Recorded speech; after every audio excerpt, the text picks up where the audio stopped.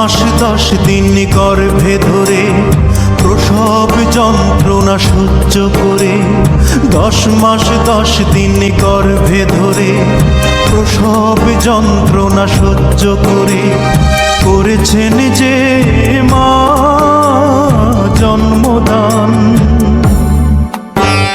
ঘুম পাড়ানি গান শুনিয়ে বুকের রক্ত দুধ বানিয়ে, ঘুম পাড়ানি গান শুনিয়ে বুকের রক্ত দুধ বানিয়ে করিয়েছেন যে মা দুগ্ধ পান।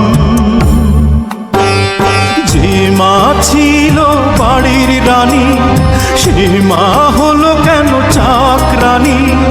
কোন পাষণ্ড করেছে কাজ? হায় আমি কি দেখছি আজ।